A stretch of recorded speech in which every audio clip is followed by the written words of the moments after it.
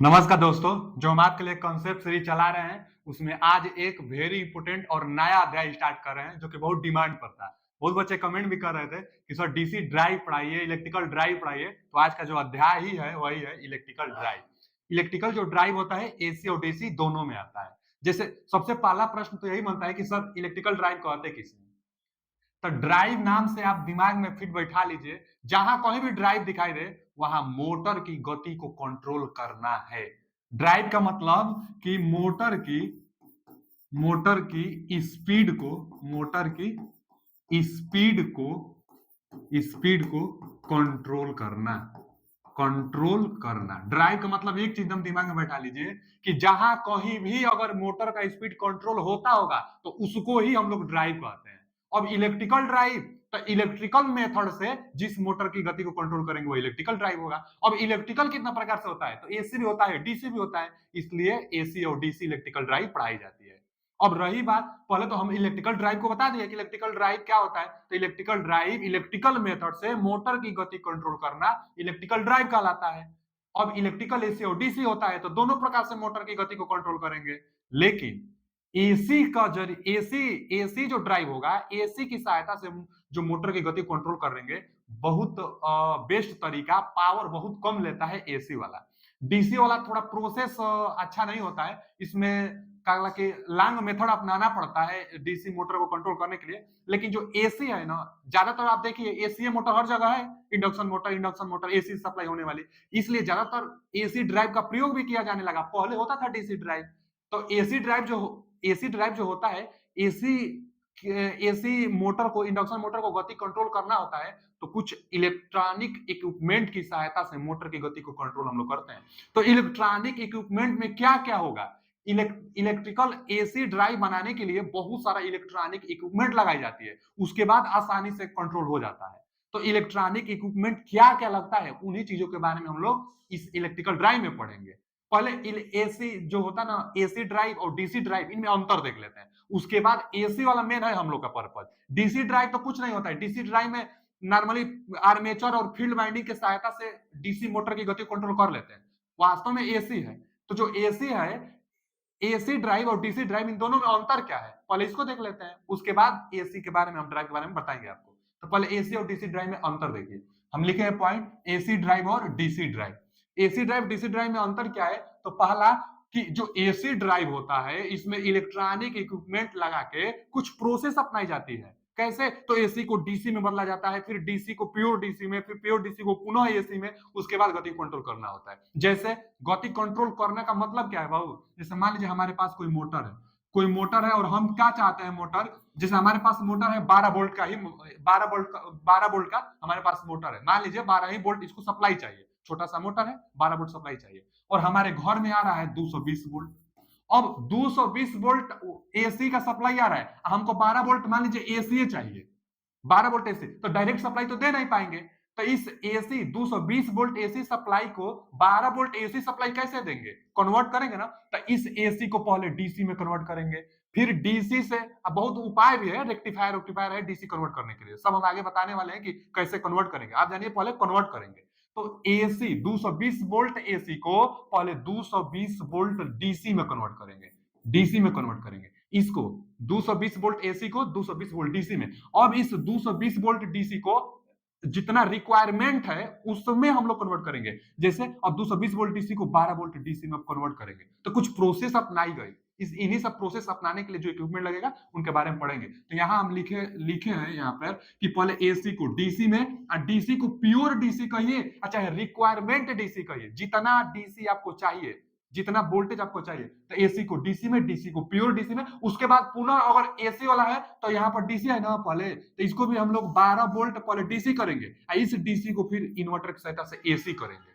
तो इन्वर्टर लगेगा, रेक्टिफायर लगेगा, और इक्विपमेंट लगेंगे कि जितना आवश्यकता है उतना लगेगा। यहाँ अगर आपको नहीं बुझा रहेगा, देखिए हम क्या बताएं, हमारे पास 12 वोल्ट का एसी सप्लाई चाहिए, और हमारे घर में कितना है, 220 वोल्ट एसी सप्लाई है, 220 वोल्ट एसी सप्लाई है। इसको पहले हम लोग कन्वर्ट करेंगे एसी को डीसी में, तो डीसी में कन्वर्ट करेंगे तो 220 वोल्ट होगा। फिर जितना 12 वोल्ट चाहिए तो फिर 12 वोल्ट डीसी में, फिर उस 12 वोल्ट को फिर एसी में कन्वर्ट करेंगे, तो बीच में डीसी फिर एसी, तो वही लिखे हैं कि एसी को डीसी में, फिर रिक्वायरमेंट डीसी में, उसके बाद फिर एसी में, तो एसी ड्राइव में प्रोसेस अपनाई जाती है। अच्छा, और मोर कास्ट, इसमें कास्ट ज्यादा लगता है उसके अपेक्षा, डीसी ड्राइव के अपेक्षा एसी ड्राइव में कास्ट ज्यादा लगता है। इसका कास्ट ज्यादा क्यों? क्योंकि प्रोसेस अपनानी पड़ती है, इसमें इन्वर्टर, रेक्टिफायर, चोपर सब लगाया जाता है, इसलिए इसका कास्ट बढ़ जाता है। डीसी ड्राइव सस्ता होता है। ये सब अंतर से क्वेश्चन पूछता है। फिर आगे हार्मोनिक्स, एक ही यह इसका हानि है, बहु हानि भी पूछता है कि एसी ड्राइव का क्या हानि है, तो एसी ड्राइव का हानि है कि हार्मोनिक्स इंड्यूज इसमें इंड्यूज होता है, हार्मोनिक्स उत्पन्न होती है। हार्मोनिक्स क्या है? हार्मोनिक्स जो सिग्नल है ना, जो साइनसोइडल वेव है, उसको बाधा डालता है, उसको कम कर देता है, उसको घटा देता है। जो चाहिए हम लोग को फ्रीक्वेंसी, वो फ्रीक्वेंसी नहीं दे पाता है, तो इसलिए हार्मोनिक्स प्रॉब्लम इसमें होता है डीसी ड्राइव में। बहुत इंपॉर्टेंट भी है, तो आप जानते हैं कि यह एक हानि है एसी ड्राइव का, हार्मोनिक्स इंड्यूस होता है। फिर आगे लेस पावर कंज्यूम, यह तो लाभ है हमारे लिए। यह लाभ है कि जो एसी ड्राइव होता है डीसी ड्राइव की अपेक्षा में कम पावर लेता है। यह चाहिए भी, यह कई बार क्वेश्चन पूछ चुका है बाबू कि निम्न में एसी ड्राइव के लिए क्या असत्य है, तो यहाँ देता है ना कि मोर पावर कंज्यूम, तो गलत वही है। क्यों? क्योंकि लेस पावर कंज्यूम, पावर कम लेता है। जो एसी ड्राइव होता है पावर कम लेता है, एकदम जानते रहेगा कि एसी ड्राइव पावर कम लेता है, हार्मोनिक्स उत्पन्न हो जाती है, कास्ट भी इसका ज्यादा होता है। फिर आगे हाई इफिशियंट होता है, मतलब इसकी इफिशियंसी ज्यादा होगी उसके अपेक्षा, यह भी क्वेश्चन पूछता है। तो एसी ड्राइव की इफिशियंसी अच्छा होता है, इफिशियंसी ज्यादा होता है डीसी ड्राइव की अपेक्षा।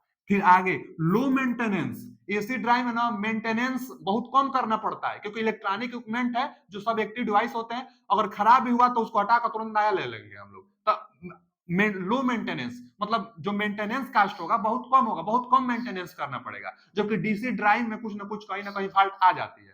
डीसी ड्राइव का कंट्रोल कैसे करते हैं? तो आर्मेचर और फील्ड बाइंडिंग की सहायता से डीसी ड्राइव, जैसे जो डीसी मोटर था, यहां से पहले तो क्वेश्चन यही बनेगा जो हम बोर्ड पर लिखे हैं, अंतर एसी ड्राइव और डीसी ड्राइव। ड्राइव क्या होता है? जो मोटर की गति को कंट्रोल करे। कौन बेहतर है? तो एसी ड्राइव बेहतर है, क्योंकि पावर कम लेता है, इफिशियंसी इसका ज्यादा होता है। हानि क्या है कि हार्मोनिक्स इसमें उत्पन्न हो जाती है। एक बात और बस जान लीजिए कि एसी जो ड्राइव होता है ना, इसी को कभी कभी वीएफडी से भी दे देता है। वीएफडी क्या है इसको जान लीजिए, वीएफडी, तो इसका फुल फॉर्म भी एक बार पूछा है, टीजी2 जो सेट हम करा रहे थे उसमें पूछा था वीएफडी का फुल फॉर्म। तो इसका फुल फॉर्म होगा वेरिएबल, वेरिएबल एफ माने frequency, variable frequency, variable frequency, D माने ड्राइव। अब अच्छा, ड्राइव नाम से आप क्या समझ लिए? वीएफडी का full form variable frequency drive. Drive का मतलब यह एक ऐसा इक्विपमेंट है जो मोटर की गति को कंट्रोल करेगा, स्पीड को कंट्रोल करेगा। तो हाँ, वेरिएबल फ्रीक्वेंसी ड्राइव। लेकिन ड्राइव मतलब मोटर की गति को कंट्रोल करना किसकी सहायता से? वेरिएबल फ्रीक्वेंसी, वेरिएबल फ्रीक्वेंसी की सहायता से। वेरिएबल फ्रीक्वेंसी का मतलब यह हुआ कि फ्रीक्वेंसी को बदल कर मोटर गति कंट्रोल कराएंगे। जैसे जो हमारे पास मोटर था, यहाँ पर कितना आ रहा था? 50 हर्ट्ज फ्रीक्वेंसी और मान लीजिए कि 220 वोल्ट सप्लाई सिंगल फेज का था। तो अब हम क्या करेंगे? इसकी फ्रीक्वेंसी को चेंज कर देंगे, तो इसकी स्पीड चेंज हो जाएगी। क्यों? क्योंकि स्पीड बराबर फॉर्मूला क्या होता था? 120 एफ बटा में पी। तो फ्रीक्वेंसी आप चेंज करेंगे तो स्पीड जाहिर सी बात है कि चेंज होगी। तो वेरिएबल फ्रीक्वेंसी ड्राइव में फ्रीक्वेंसी को चेंज करके हम लोग क्या कर सकते हैं कि इसकी गति को चेंज कर सकते हैं। तो इसका फुल फॉर्म पूछ सकता है। तो वही था कि वीएफडी का मतलब variable frequency drive. AC drive best है, एसी ड्राइव डीसी ड्राइव में अंतर पूछता है। अब जो डीसी ड्राइव है, इसका प्रयोग पहले डीसी मोटर को कंट्रोल करने के लिए करेंगे। एसी ड्राइव ज्यादातर एसी मोटर की गति को कंट्रोल करने के लिए किया जाता है। तो जो डीसी ड्राइव है, डीसी मोटर की गति कंट्रोल करते हैं। तो हम डीसी मोटर में हम आपको पढ़ाए थे कि जो डीसी मोटर था उसको कंट्रोल करने के लिए एक आर्मेचर कंट्रोल मेथड भी था और एक फील्ड कंट्रोल मेथड भी था। मतलब चलिए अगर देखा जाए तो इसको भी हम लिख देंगे कि जो डीसी ड्राइव होगा, डीसी ड्राइव ज्यादातर प्रयोग, डीसी ड्राइव का ज्यादातर प्रयोग डीसी मोटर के लिए प्रयोग करते हैं। डीसी ड्राइव का ज्यादातर डीसी मोटर के लिए प्रयोग करते हैं। अच्छा, डीसी मोटर की गति को कंट्रोल करने के लिए 3 मेथड हम पहले से पढ़ा चुके हैं, जहां डीसी मोटर आपको हम पढ़ा रहे थे। कौन कौन? तो एक हम बताए थे आपको field control method, field control method. जो फील्ड कंट्रोल मेथड है, इससे स्पीड को हम लोग बढ़ाते थे। कैसे? तो फील्ड कंट्रोल मेथड में कैसे स्पीड बढ़ता था? देखिए, स्पीड के जो फॉर्मूला होता था ना, अनुक्रम अनुपात, जो स्पीड था बैक ईएमएफ बटा में थाई। तो फील्ड कंट्रोल, फील्ड फ्लक्स भी इसको हम लोग कह सकते हैं, फील्ड फ्लक्स कंट्रोल मेथड। तो जो फील्ड कंट्रोल मेथड होता था उसमें फ्लक्स को हम लोग क्या करते थे, घटाते थे। फ्लक्स जब जैसे टेपिंग भी देखे होंगे आप सीरीज टेपिंग मेथड में कि फ्लक्स को घटाते थे, और जब फ्लक्स घटेगा तो स्पीड बढ़ेगा। तो स्पीड आखिर कंट्रोल हो रहा है ना, हम जो चाह रहे हैं वो मिल रहा है ना, हम चाह रहे हैं कि स्पीड बढ़ जाए तो बढ़ेगा। तो फ्लक्स फील्ड फ्लक्स में कंट्रोल करके स्पीड को हम लोग कंट्रोल कर सकते हैं। फिर आगे एक और मेथड था armature, armature control method, armature control method था। ये बाबू जो आर्मेचर कंट्रोल मेथड था ना, इससे स्पीड कम होता था, डीसी मोटर का स्पीड कम होता था। स्पीड की बात हम करेंगे तो समझ लीजिए ड्राइव हम पढ़ रहे हैं, तो डीसी ड्राइव डीसी मोटर के स्पीड के लिए। तो आर्मेचर अच्छा आर्मेचर कंट्रोल मेथड में क्या करते थे, आर्मेचर में रेजिस्टेंस लगाकर ड्राइव कराकर हम लोग स्पीड को कम करा देते थे। तो आर्मेचर कंट्रोल मेथड में स्पीड कम होता था और फील्ड कंट्रोल मेथड में स्पीड बढ़ता था। एक और था supply control method, supply voltage, supply voltage, supply voltage control method, चाहे सप्लाई वोल्टेज मेथड लिख दीजिए, सप्लाई वोल्टेज मेथड। इसमें क्या करते हैं, सप्लाई वोल्टेज को ड्रॉप कराते थे तो स्पीड कम भी हो जाता था, पहला उपाय। और दूसरा एक यह भी था, आर्मेचर के वोल्टेज को ड्रॉप करा के स्पीड वार्ड लियोनार्ड मेथड द्वारा ज्यादा भी कर सकते थे बेस स्पीड से, और रेटेड स्पीड से कम भी कर सकते थे। तो वार्ड लियोनार्ड जो एक मेथड था वो उसमें आर्मेचर की वोल्टेज को हम लोग कंट्रोल करते थे। और आर्मेचर की वोल्टेज तो सीधा लिख दीजिए ना, एक और method voltage control, voltage control method, voltage control method. Voltage control method में क्या पढ़ाई जाती है, तो वोल्टेज कंट्रोल मेथड में सप्लाई वोल्टेज तो ड्रॉप करा दी जाती थी, स्पीड कम हो जाता था। लेकिन वोल्टेज कंट्रोल मेथड में वार्ड लियोनार्ड मेथड पूछता है क्वेश्चन कि वार्ड लियोनार्ड मेथड किसके तहत प्रयोग किया जाता है, तो वोल्टेज कंट्रोल मेथड के तहत प्रयोग किया जाता है। आर्मेचर की वोल्टेज ड्रॉप करा के हम लोग स्पीड को कंट्रोल करते थे। तो वार्ड लियोनार्ड क्या था, जो कि स्पीड को ज्यादा भी करता था और स्पीड को कम भी कर सकता था, पूरा हम लोग को जितना आवश्यकता चाहिए उतना प्रयोग करता था। तो यह था डीसी ड्राइव के बारे में। और एसी ड्राइव के बारे में जितना लाभ है हम बताए थे, एसी ड्राइव के आगे अभी बारे में हम लोग पढ़ने वाले हैं। तो अगला जो टॉपिक है, एक और बहुत इंपॉर्टेंट टॉपिक पूछता है कि the 4 quadrant operation of drive. जो ड्राइव की जाती है ना लल्ला, जो मोटर की गति को कंट्रोल की जाती है, 4 क्वाड्रेंट में उसको बनाई गई है। पहला आप ये बस जानिए ना, यह जो दिखा रहा है वर्टिकल वाला स्पीड को बता रहा है, यह वर्टिकल वाला क्या बता रहा है, स्पीड को बता रहा है। अच्छा जी, जब यह स्पीड है तो आप जानते होंगे कि जो ओरिजिन पॉइंट होता है ना, मूल बिंदु, इससे नीचे जाते हैं तो माइनस में होता है। तो यहाँ पर जो स्पीड है वह माइनस में स्पीड है।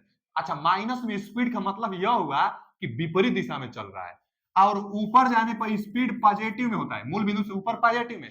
तो स्पीड पॉजिटिव का मतलब ये समझिएगा, यह एन का मतलब आप स्पीड समझिएगा, एन का मतलब स्पीड। तो स्पीड पॉजिटिव का मतलब यह हुआ कि जो दिशा चाहिए हम लोग को उसी दिशा में चल रहे हैं, जिस दिशा के लिए मोटर बनाई गई है उस दिशा में चल रही है। अगर विपरीत दिशा में चल रही है तो इसलिए हम माइनस प्लस लगा दिए। तो वर्टिकली स्पीड को दिखाया है, और यह टार्क को, टी को, टार्क, टार्क, टार्क को टी, टी मतलब टार्क,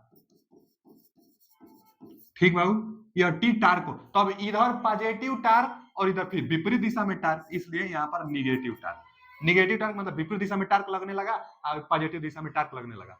अच्छा, आप खुद बताइए कि जो पहले तो ये जानिए ना, यह प्रथम चतुर्थांश है, यह द्वितीय चतुर्थांश है, यह तृतीय चतुर्थांश है। क्वाड्रेंट मतलब क्या होता है, क्वाड्रेंट मतलब चतुर्थांश होता है। तो प्रथम चतुर्थांश, द्वितीय चतुर्थांश, तृतीय चतुर्थांश और चतुर्थ चतुर्थांश, 4 गो चतुर्थांश है। मोटर का जो ऑपरेशन होगा चारों में से किसी एक में होता रहेगा।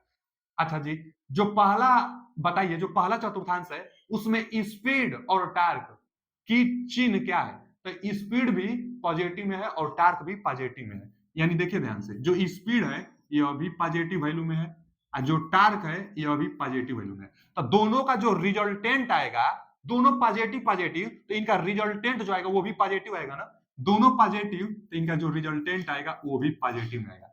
मतलब मोटर तो उसी दिशा में चलेगी, यानी मोटर जो जिस दिशा के लिए बनाई गई है उसी दिशा में मोटर चलेगी। इसलिए हम लोग इस वाले को कहते हैं motoring mode, motoring mode, motoring mode कहेंगे, मोटरिंग मोड। तो प्रथम चतुर्थांश में मोटर मोटरिंग मोड में होता है। मोटरिंग मोड का मतलब मोटरे की तरह बिहेवियर करता है, वो भी फॉरवर्ड, दोनों प्लस है ना, इसलिए फॉरवर्ड मोटरिंग मोड। तो यहां लिख दे रहे हैं forward motoring mode, forward.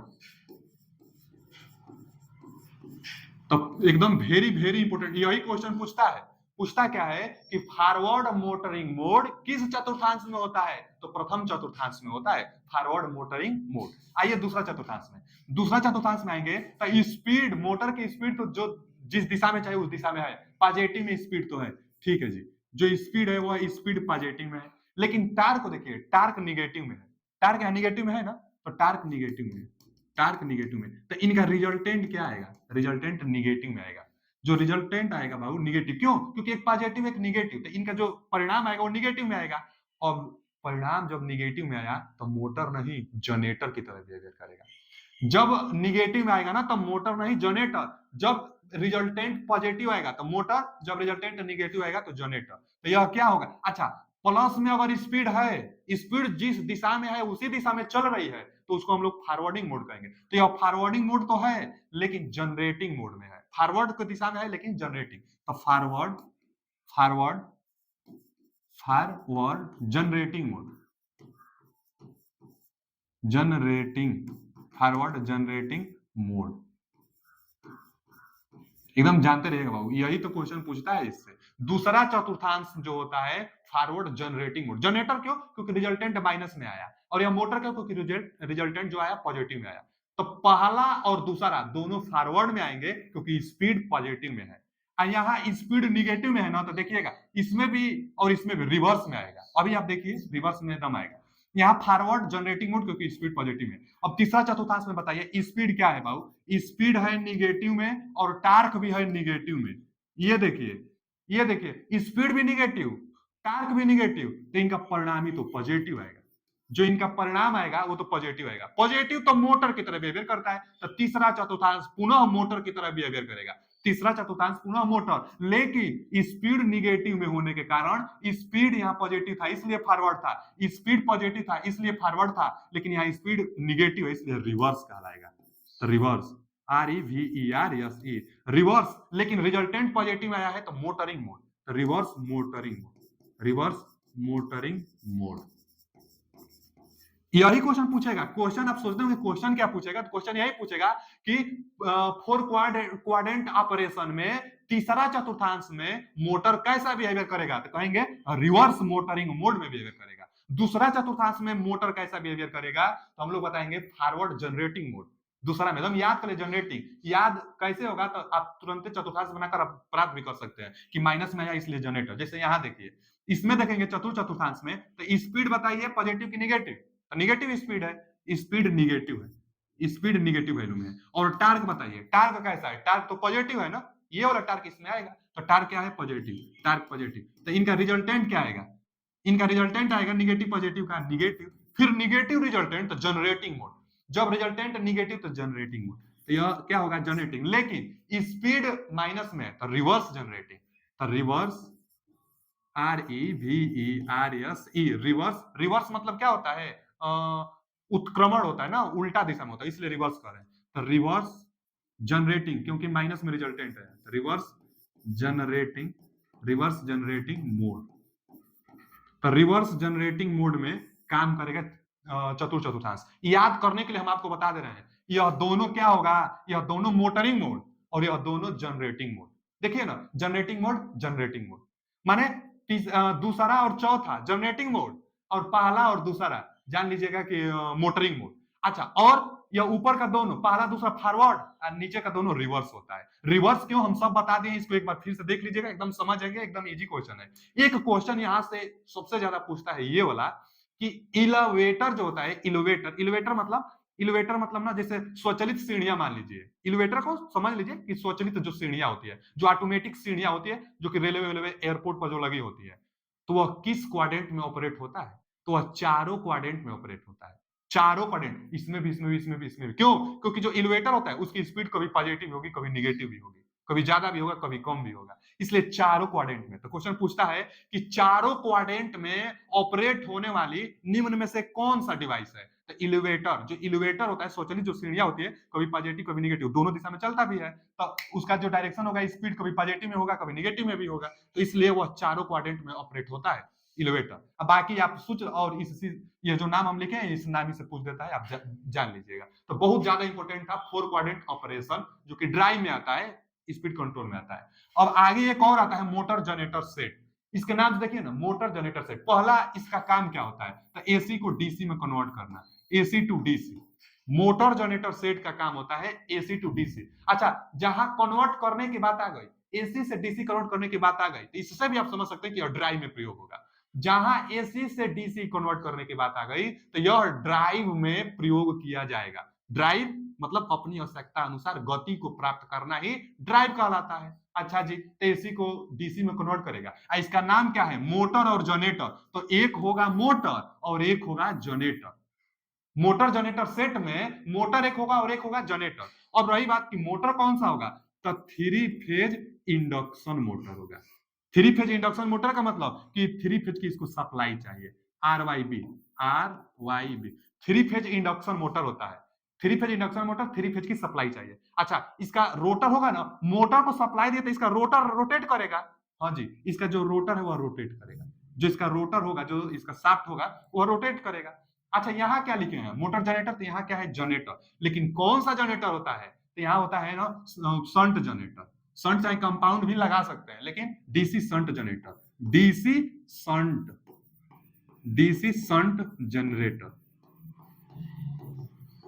Generator होगा लेकिन डीसी शंट जनरेटर। अच्छा, जनरेटर को हम लोग नचाते हैं, उसके बाद सप्लाई आपको देता है। जनरेटर क्या है, मैकेनिकल पावर को इलेक्ट्रिकल पावर में। इस जनरेटर को कैसे नचाएंगे, इसी मोटर की सहायता से रोटेट कराएंगे। तो यहाँ पर इसका जो शाफ्ट होगा ना, जनरेटर का जो रोटर होगा, जनरेटर का जो रोटर होगा, इसके मोटर के शाफ्ट से आप अटैच कर दीजिए। शंट जनरेटर का जो रोटर होगा, इससे अटैच कर दीजिए। इसमें सप्लाई देंगे थ्री फेज इंडक्शन मोटर में, तो इसका रोटर रोटेट करेगा, तो शंट जनरेटर के रोटर को रोटेट कराएगा, इसको मिलने लगा मैकेनिकल पावर, तो यह आपको सप्लाई दे देगा। तो जो यह आपको सप्लाई देगा, यह डीसी सप्लाई है, डीसी सप्लाई। यही तो इसका काम है मोटर जनरेटर सेट का, एसी को डीसी में। यहां दे रहे थे एसी, अब मिल रहा है डीसी, तो एसी को डीसी में कन्वर्ट करता है मोटर जनरेटर सेट। अब हम लोग को चाहिए जितना, तो इसके एक्साइटेशन से, अब जितना डीसी शंट जनरेटर में क्या होता है, एक्साइटेशन से हम लोग अपनी आवश्यकता अनुसार डीसी वोल्टेज प्राप्त कर सकते हैं। तो जितना आपको वोल्टेज चाहिए, यहाँ पर एक्साइटेशन से अपना उतना वोल्टेज प्राप्त कर लेंगे। एक्साइटेशन से वोल्टेज मिलता है हम लोग को। तो इसमें यही क्वेश्चन पूछता है कि कौन सा जनरेटर होता है, डीसी शंट जनरेटर होता है। कौन सा मोटर होता है, थ्री फेज इंडक्शन मोटर होता है। मोटर जनरेटर सेट करता क्या है, मोटर जनरेटर सेट करता क्या है, तो एसी को डीसी में कन्वर्ट करता है। वेरी वेरी इंपॉर्टेंट यह भी टॉपिक था। अपनी आवश्यकता अनुसार डीसी सप्लाई मिला, तो इसको हम लोग ड्राइव कहते हैं। अगला टॉपिक क्या है, इलेक्ट्रिकल ड्राइव आ गया। डीसी ड्राइव के बारे में अब तक हम लोग पढ़ रहे थे ना, एसी को डीसी में कन्वर्ट करता था। फिर डीसी मोटर को कंट्रोल करने के लिए armature control, field control, supply voltage control method था। एसी डीसी ड्राइव में अंतर भी पढ़ लिए। लेकिन अब electrical drive very very important है। इलेक्ट्रिकल ड्राइव, अब देखिए इलेक्ट्रिकल ड्राइव में यही हमारा लोड है।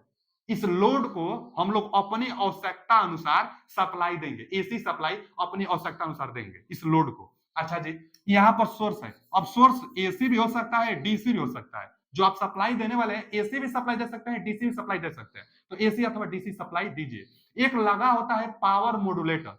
पावर मॉड्यूलेटर एक लगा होता है, एक लगा होता है कंट्रोल यूनिट। तो कंट्रोल यूनिट सिग्नल देता है पावर मॉड्यूलेटर को, और यहाँ पर मोटर लगा रहता है। तो अब यहाँ से जो पावर मॉड्यूलेटर होता है, सप्लाई मोटर को भेजता है और मोटर लोड को भेजता है, मोटर लोड को। और यहाँ से एक सेंसिंग डिवाइस लगी रहती है, जो कि सिग्नल मिलता है कि लोड पर कितना पहुंच रहा है, और कितना पहुंच रहा है यह सेंसिंग यूनिट देता है कंट्रोल यूनिट को, और कंट्रोल यूनिट दे देता है पावर मॉड्यूलेटर को। इसमें अगर देखा जाए, सबसे महत्व अगर कोई पॉइंट है तो पावर मॉड्यूलेटर है। क्यों, अब सुनिए। यहां से आप एसी सप्लाई दिए, मान लीजिए एसी सप्लाई आप पावर मॉड्यूलेटर का दिए, तो पावर मॉड्यूलेटर जो है यही मेन है कि लोड तक कितना, चाहे मोटर को चाहे लोड को, मोटर से लोड पर जा रहा है तो कितना मोटर को चाहे लोड को सप्लाई देना है, यह पावर मॉड्यूलेटर देता है। अब कैसे देता है, इसमें बहुत सारा इक्विपमेंट लगा लगा कर पावर मॉड्यूलेटर को बनाया जाता है। और इसका इतना काम है ना कि अगर आपको 12 वोल्ट चाहिए तो ये 12 ही वोल्ट आगे देगा, भले यहां पर आप 220 वोल्ट दे रहे हैं। अगर आप यहां से सप्लाई 220 वोल्ट इसको दे रहे हैं, तो यह आपको जितना चाहिए उतना ही देता है। इतना कमाल का चीज है ये। अब कैसे पता चलता है कि कितना चाहिए, ये क्या है, सेंसिंग डिवाइस, यही सेंस कर देता है। जो सेंसिंग डिवाइस है ना, यह सेंस, अगर आपको 12 वोल्ट लोड पर चाहिए, चाहे 24 वोल्ट चाहिए, अब कितना चाहिए रेटिंग होगी ना, तो जितना आपको चाहिए यह सेंस करके कंट्रोल को बताता है, और कंट्रोल यूनिट इसको देता है सिग्नल, और यही दे देता है उतना यूनिट। भले आप कितना भी दीजिए, ज्यादा भी हुआ तो उतना ही देगा, कम भी होगा तो उतना ही देगा। यानी इसमें मेन कमाल है। तो इसको कैसे बनाते हैं, इसमें क्या क्या लगता है इसी के बारे में हम आगे पढ़ने वाले हैं। इसमें जो लगने वाला इक्विपमेंट होता है इसको हम लोग पढ़ते हैं पावर इलेक्ट्रॉनिक्स में। Power electronics, power electronics. और देखिए जो यह पावर इलेक्ट्रॉनिक्स है यह जेई के लिए और अदर बीटेक में यह पढ़ाई जाती है। आईटीआई में पावर इलेक्ट्रॉनिक्स नहीं पढ़ाई जाती है, लेकिन फिर भी यह पावर मॉड्यूलेटर है तो क्या क्या इक्विपमेंट लगता है वो सब पावर इलेक्ट्रॉनिक्स में पढ़ाया जाता है। तो हम जा रहे हैं आपको पावर इलेक्ट्रॉनिक्स के बारे में कुछ कुछ इंपोर्टेंट टर्म बताने जो कि इसमें प्रयोग किया जाता है पावर मॉड्यूलेटर में। यही ना है जो कंट्रोल कर आपको सिग्नल को देता है, इलेक्ट्रिकल सप्लाई को देता है। देखेंगे यह कभी एसी को डीसी में भी कन्वर्ट करेगा तो इसी में सब इक्विपमेंट लगा रहेगा, फिर डीसी को एसी में करेगा तो सब इक्विपमेंट पावर मॉड्यूलेटर में लगा होता है। पावर को कंट्रोल करना ही पावर मॉड्यूलेटर कहलाता है। पावर को कंट्रोल करना पावर मॉड्यूलेटर। तो इसमें जितना इक्विपमेंट लगता है वो सब किसमें पढ़ाई जाती है बाबू? तो पावर इलेक्ट्रॉनिक्स में, जो कि एक अलग ब्रांच है। यह एक अलग ब्रांच ही है, समझ लीजिए, अलग एक अध्याय है, अलग एक किताब है इसका, पावर इलेक्ट्रॉनिक्स का। तो चलिए पावर इलेक्ट्रॉनिक्स के बारे में हम लोग पढ़ते हैं। देखिए जो पावर इलेक्ट्रॉनिक्स है इसमें क्या क्या पढ़ाई जाती है। देखिए पावर इलेक्ट्रॉनिक्स एक पूरा यूनिट है, एक समझ लीजिए किताब है बहुत बड़ा सा। इस किताब के अंदर 6 अध्याय होता है, 1 2 3 4 5 6। इस किताब के अंदर, पावर इलेक्ट्रॉनिक्स किताब के अंदर 6 अध्याय होता है। इस 6 अध्याय को पढ़ाई जाती है। कौन कौन? पहला अध्याय क्या होता है? Power semiconductor devices. Power semiconductor devices कुछ होता है, जैसे एसीआर होता है, थायरिस्टर होता है, जीटीओ होता है, आईजीबीटी होता है। ये सब पावर सेमीकंडक्टर डिवाइसेस हैं जो कि कंट्रोल करते हैं पावर को। तो पावर सेमीकंडक्टर डिवाइसेस पहला अध्याय है। दूसरा डायोड रेक्टिफायर। रेक्टिफायर को आप जानते ही होंगे, जो एसी को डीसी में कन्वर्ट करता है। तो डायोड रेक्टिफायर कैसे बनता है, कैसे काम करता है, क्या कैरेक्टरिस्टिक्स होता है, सब इसमें पढ़ाई जाती है। फिर आगे फेज कंट्रोल्ड रेक्टिफायर। फेज को कंट्रोल किया जाता है। जैसे फेज कंट्रोल मतलब सिंगल फेज की सप्लाई है तो अब जितना उसका फ्रीक्वेंसी होगा आप अपनी आवश्यकता अनुसार फ्रीक्वेंसी प्राप्त कर सकते हैं। जितना उसकी फ्रीक्वेंसी है अपनी आवश्यकता अनुसार फ्रीक्वेंसी, जितना उसका फेज एंगल है आप अपनी आवश्यकता अनुसार फेज एंगल बना सकते हैं। ये सब के सब फेज कंट्रोल रेक्टिफायर में पढ़ाई जाती है। एकदम फेज एंगल अपनी जो आवश्यकता होगी उसके अनुसार आप बना लेंगे। उसके बाद क्या है? चोपर। तो चोपर क्या होता है? चोपर जो होता है ना बाबू, यह जो चोपर डीसी को डीसी में ही कन्वर्ट कर देता है। चोपर एक होता है जो डीसी को डीसी में कन्वर्ट कर देता है। अभी आगे देखेंगे हम लोग चोपर को। तो चोपर का भी एक अलग से यूनिट है। फिर आगे एक है इन्वर्टर। इन्वर्टर आप जानते ही होंगे, इन्वर्टर घरों में भी प्रयोग होता है। जो डीसी को एसी में कन्वर्ट करते हैं उसी को इन्वर्टर कहते हैं। ये इन्वर्टर है। एक कन्वर्टर भी होता है जो एसी को डीसी में कन्वर्ट करे, उसको कन्वर्टर कहते हैं। ये सब अध्याय का नाम बता रहे हैं आगे। फिर एक आता है स्विच्ड मोड पावर सप्लाई। यह टीजी2 के एग्जाम में ना फुल फॉर्म पूछा है बीएसपीसीएल वाले में। तो इसका फुल इस मतलब किसका फुल फॉर्म? इसी का शॉर्ट फॉर्म दिया था एस, इसको कहते हैं एम, स्विच मोड, और उसके बाद पावर सप्लाई। पावर सप्लाई तो देखिए ना एसएमपीएस का switched mode power supply. SMPS का फुल फॉर्म क्या होता है? तो स्विच्ड मोड पावर सप्लाई। चलिए इनके बारे में हम हल्का हल्का बता देते हैं आपको। यह पूरा अध्याय तो पढ़ाना संभव नहीं है आपके लिए, सिलेबस में भी नहीं है, लेकिन फिर भी हम इनके सभी के बारे में हल्का हल्का हम आपको अभी जा रहे हैं बताने। तो सबसे पहला क्या स्टार्ट कर रहे हैं? पावर सेमीकंडक्टर डिवाइसेस के बारे में। देखिए पावर सेमीकंडक्टर डिवाइसेस के बारे में। पावर सेमीकंडक्टर डिवाइसेस क्या क्या होता है? पावर सेमीकंडक्टर डिवाइसेस बहुत है। पहले तो यह भी क्वेश्चन पूछ लेता है कि निम्न 4 को विकल्प देगा, कहेगा निम्न में कौन पावर सेमीकंडक्टर डिवाइसेस है, 4 विकल्प दे देगा। एसीआर देगा, जीटीओ, आईजीबीटी, एक दे देगा मान लीजिए बीजीटी, बीजेटी जो बाइपोलर जंक्शन ट्रांजिस्टर होता है, कुछ भी वो दे सकता है ना। तो यह जो लिखे हैं यही है पावर सेमीकंडक्टर डिवाइसेस। इसके अलावा और भी बहुत कुछ है लेकिन हम नहीं लिए, जो कि बहुत जो इंपोर्टेंट है, जो पूछता है एग्जामों में बार बार, वही बस हम लिए हुए हैं। तो पावर सेमीकंडक्टर डिवाइसेस है ये सब के सब थायरिस्टर फैमिली में आते हैं। थायरिस्टर मुख्य रूप से एससीआर को कहा जाता है। हालांकि जो थायरिस्टर फैमिली है इसके अंतर्गत 1 2 3 4 5 हम लिखे हैं, अभी 10 और है। 10-15 टोटल डिवाइसेस होते हैं। 10-15 टोटल डिवाइसेस होते हैं पावर सेमीकंडक्टर डिवाइसेस में, और सब का सब थायरिस्टर कहलाता है। लेकिन थायरिस्टर अगर नाम कहीं आगे आता है तो आप एससीआर ही समझिएगा, क्योंकि इन सब में सबसे ज्यादा जो इंपोर्टेंट है एससीआर होता है।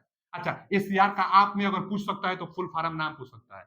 फुल फॉर्म नाम इसका क्या होगा? तो एससीआर का मतलब ना सिलिकॉन, सिलिकॉन कंट्रोल्ड, सी का मतलब control, silicon controlled, silicon control rectifier. Control कहिए चाहे कंट्रोल कहिए, silicon control rectifier, silicon control rectifier. एकदम एकदम समझ लीजिए इसका फुल फॉर्म कई बार पूछ चुका है। तो एससीआर का full form silicon control rectifier, यह सिलिकॉन मटेरियल से बनाई जाती है। पहला बात, इसका सिंबल पूछ लेता है।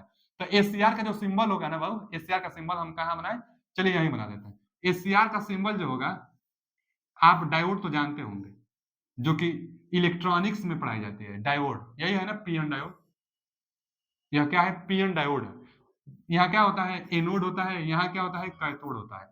एकदम डायोड है जैसे एससीआर का सिंबल होता है, बस यहाँ पर एक गेट इसमें लगा रहता है और इसी गेट के कारण एससीआर को स्टार्ट हम लोग कराते हैं। गेट में जब सिग्नल देते हैं पॉजिटिव सिग्नल, तभी एससीआर स्टार्ट होता है। उसके बाद गेट में जो सिग्नल दी जाती है उसको हटा दी जाती है, अपने वो स्टार्ट होता रहता है। ऑफ करने के लिए, एससीआर को ऑफ करने के लिए अब अलग से प्रोसेस अपनाई जाती है, तब जाकर एससीआर ऑफ होता है। तो यहां से आपको पूछेगा तो सिंबल बड़ा करेगा तो इसको गोला में घेर देगा। यही है एससीआर का सिंबल। आप दम जानते रहिएगा, सिंबल पूछ सकते हैं, नहीं तो फुल फॉर्म पूछ सकता है। उसके बाद एक आता है पावर सेमीकंडक्टर डिवाइसेस में जीटीओ। जीटीओ से भी क्वेश्चन पूछता है। पहले तो जीटीओ का रेजिस्टेंस ज्यादा भी होता है, जीटीओ का रेजिस्टेंस ज्यादा होता है, वोल्टेज ड्रॉप ज्यादा कराता है। आज जीटीओ का फुल फॉर्म क्या होगा? Gate turn off. Gate turn off GTO, gate turn off. Gate turn off rectifier कहलाता है, चाहे वो पावर सेमीकंडक्टर डिवाइस है, चाहे गेट टर्न ऑफ थायरिस्टर कह सकते हैं। तो gate turn off, gate turn off thyristor, gate turn off thyristor full form है। जीटीओ का फुल फॉर्म है गेट टर्न ऑफ थायरिस्टर। अच्छा, इसका सिंबल क्या होता है? तो देखिए यह भी एकदम सेम वैसा ही होगा। यहां से ऐसे बनाइए, फिर डायोड बनाइए और एनोड कैथोड लिख दीजिए।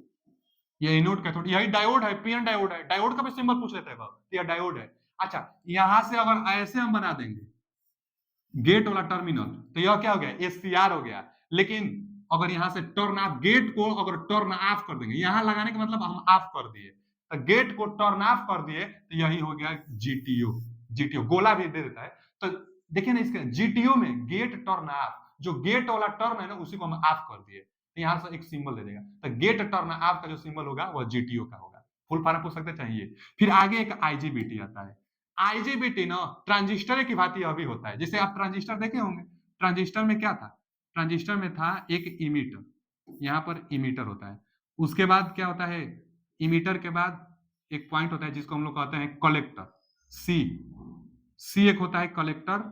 उसके बाद एक और होता है जिसको हम लोग कहते हैं, यहाँ गेट होता है, एक गेट होता है, उसके बाद इमीटर होता है, एक और होता है जो कलेक्टर होता है। चलिए यहाँ लिख दे रहे हैं सी, कलेक्टर।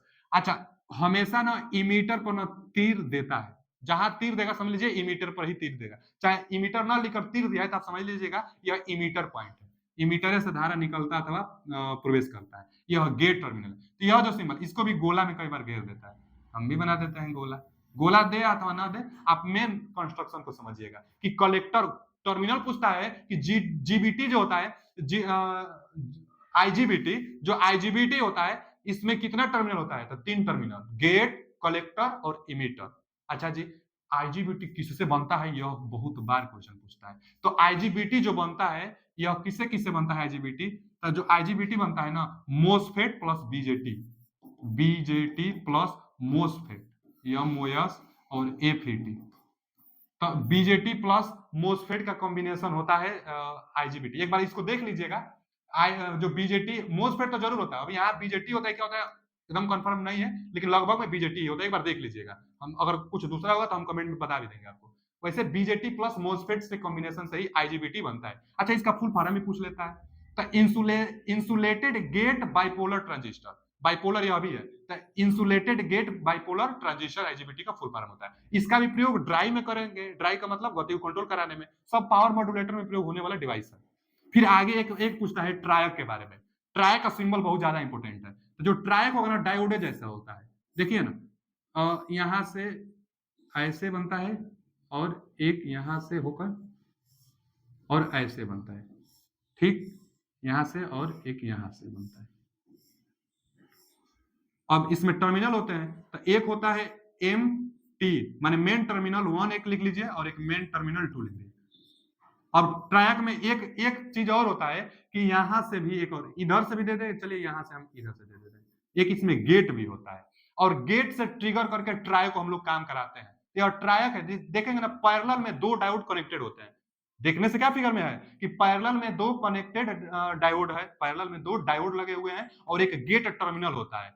MT1 MT2 दो टर्मिनल होते हैं इसमें, तो यह ट्रायक है। और LASCR इसको क्या कहते हैं, लाइट एक्टिवेटेड एससीआर। एससीआर का तो फुल फॉर्म जानते हैं आप, silicon control rectifier, silicon control rectifier, तो light activated silicon control rectifier. अच्छा, light activated silicon control rectifier का सिंबल क्या होगा, एकदम ये अभी एससीआर आया है ना, तो अभी इसका भी सिंबल एससीआर जैसा होगा, इसका हम यहाँ लिख दे रहे हैं, इसका भी जो सिंबल आएगा एससीआर जैसा। एससीआर बनाइए, डायोड आप बनाते थे, ठीक, डायोड बनाते थे, यहाँ एनोड लिखते थे, यहाँ कैथोड लिखते थे, और यहाँ से ये क्या है, यह गेट है, यहाँ पर एरो बना देंगे, कोई दिक्कत नहीं। अब यही क्या है, एससीआर है, एससीआर ला बना दिए, लेकिन लाइट एक्टिवेटेड, लाइट से एक्टिवेट होगा, इस पर लाइट का सिंबल आप बना दीजिए, यह क्या है, लाइट को बता रहा है, बस यही सिंबल यह दम होना चाहिए, यह सिंबल आ गया तो लाइट एक्टिवेटेड एससीआर का सिंबल है।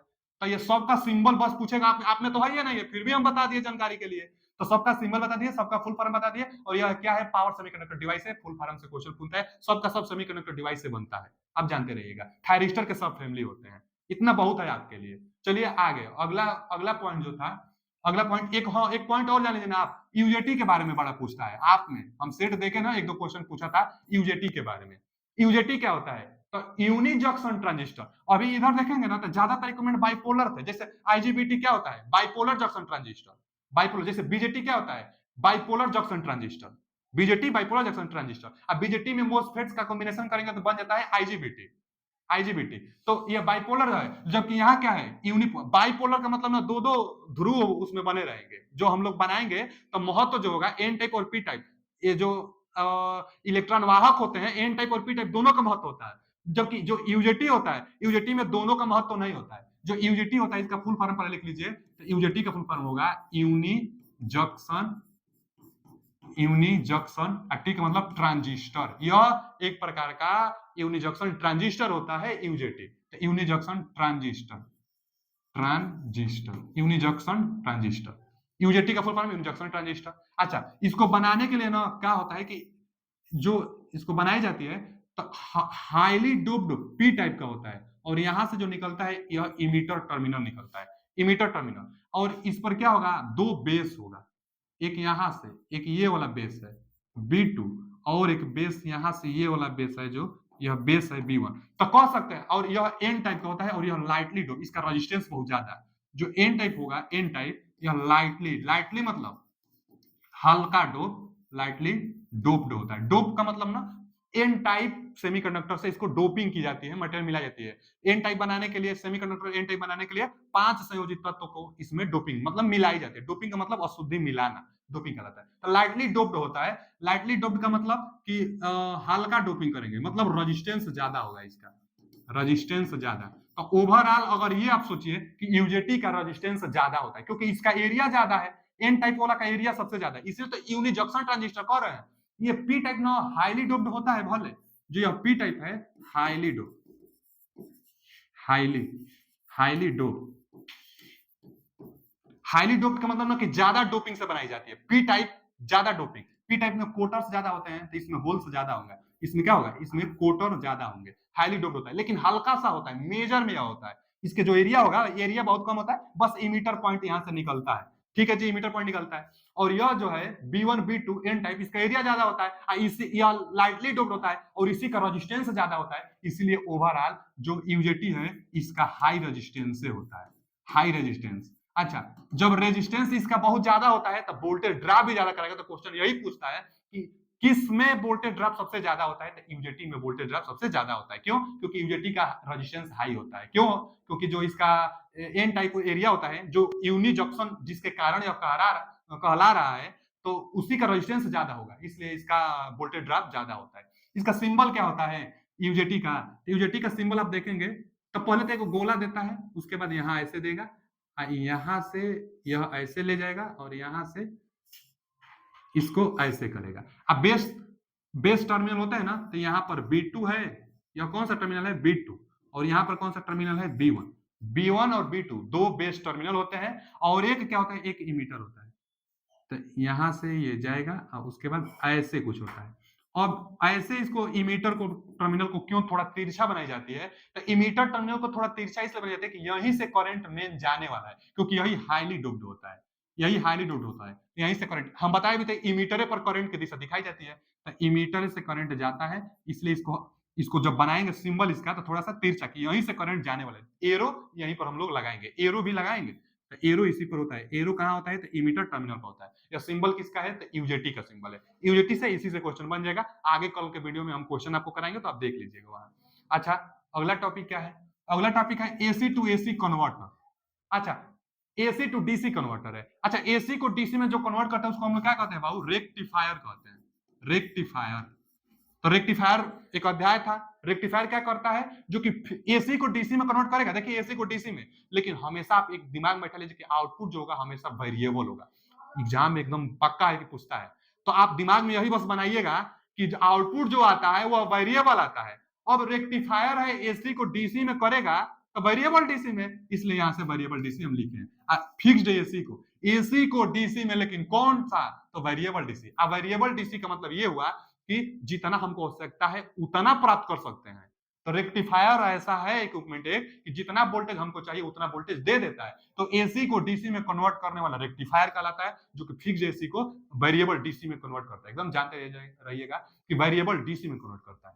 अब आगे डीसी को एसी में, यह इन्वर्टर कहलाता है, डीसी को एसी में कन्वर्ट कौन करता है, इन्वर्टर, इन्वर्टर यह घरों में प्रयोग होता है, आप जानते भी होंगे इन्वर्टर लगता है, इन्वर्टर बैटरी की जो होगी डीसी सप्लाई उसको एसी में कन्वर्ट करता है, तो इन्वर्टर एसी में, लेकिन फिर वही बात एसी में कन्वर्ट करेगा तो एसी वेरिएबल होगा, जिसमें कन्वर्ट होता है वही पूछता है, तो कन्वर्ट किसमें होगा वेरिएबल एसी में, तो वेरिएबल एसी, अब आउटपुट हमेशा वेरिएबल, तो फिक्स्ड डीसी को एसी में लिखा है ना, डीसी को एसी कन्वर्टर क्या कहलाता है, इन्वर्टर कहलाता है, इन्वर्टर कहलाता है, डीसी को एसी में इन्वर्टर, लेकिन एसी वेरिएबल होगा, डीसी फिक्स्ड होगा, इनपुट वाला फिक्स्ड आउटपुट वाला वेरिएबल, तो इन्वर्टर फिक्स्ड डीसी को वेरिएबल एसी का मतलब जितना हमको चाहिए उतना एसी वोल्टेज मिल रहा है, वही वेरिएबल एसी।